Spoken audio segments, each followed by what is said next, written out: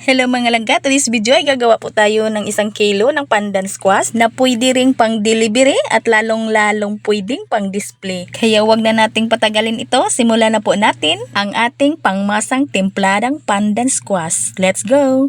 Una mga langga, gagawa muna tayo ng ating palaman. So yung ating mga ingredients ng ating palaman, nasa screen lang po natin, nasa video screen lang po, sundan nyo lang po.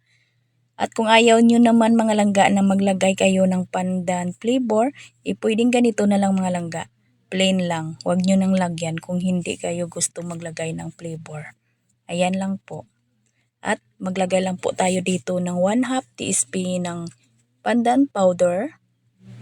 At i-mix lang po talaga natin mga langga hanggang sa mag-combine yung kanyang kulay or kanyang flavor. Itong squash natin, nakapag-upload na po ako dito kaso lang 3 kilo po yung ating dough at saka sari-sari po yung ginawa natin. Bali 3 klase po, hindi po squash lahat yun.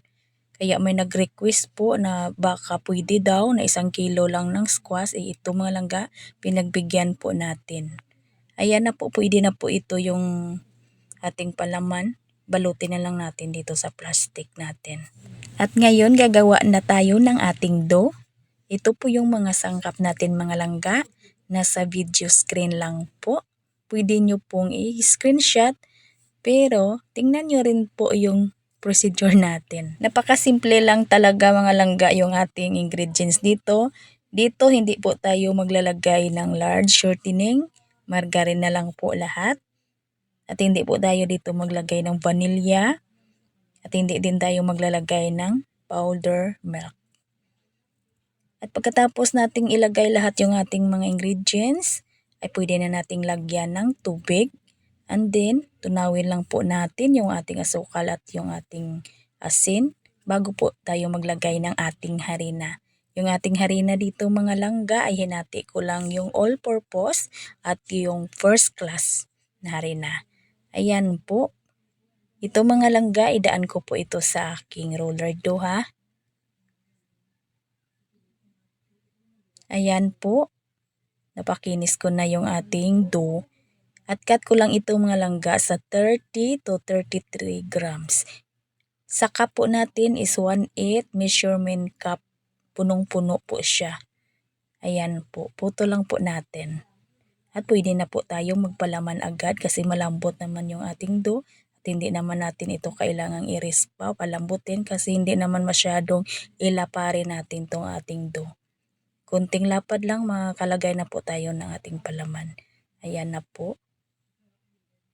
Ang ating palaman mga langga, nasa 10 to 12 grams yung kalaki niya. Madali lang ito talaga mga langga gawin. Sabi nga nila, basic lang daw. Sa atin na mga beaker, simpre basic lang po sa atin, madali lang. Pero yung hindi pa marunong, kailangan talaga na i-guide natin sila or bigyan natin sila ng procedure. Ayan po. Sa ating harina dito, pwede kayong gumamit ng first class flour na lang lahat or pwede ding all-purpose na harina na lang lahat.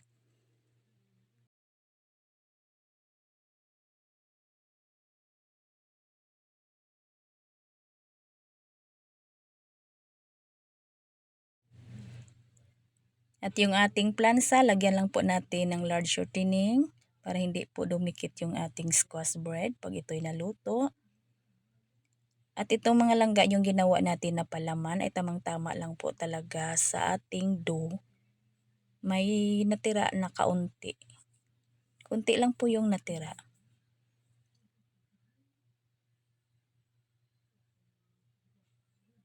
Ayan pong natira sa ating palaman. Kaunti lang po talaga mga langga. At pagkatapos natin dito, banyahan lang po natin ng evaporated milk or pwede ding itlog yung ibanya ninyo. At palsahin natin ito sa 2 hanggang 3 oras. Depende po sa ating room temperature. At ayan na po mga langga, lutuin na po natin. At pinaalsa ko lang ito ng 2 oras at 35 minutos. At lutuin natin dito sa ating oven yung isang tray. Ang ating init ng ating oven dito mga langga ay nasa screen lang po natin at lutuin natin ito sa loob ng 15 minutos. Ayan ang mga langga, kahit malamig or mainit pa, pwede na natin itong banyahan ng condensed milk at lagyan lang po natin ng cheese. Kudkuran lang po natin ito ng cheese mga langga. Ito po yung pang-display ko na kinudkuran ko ng cheese sa kanilagyan ng condensed, pero yung aking pang-delivery, hindi ko na po ito nilagyan ng condensed at saka cheese mga langga. At nasa inyo din kung mag-spread pa kayo dito ng condensed. Sana nagustuhan po ninyo ang ating video ngayon. Magkita-kita po tayong muli sa mga susunod pa nating video recipe ng ating mga tinapay. Ito pong inyong Kainday. Maraming salamat at bye-bye.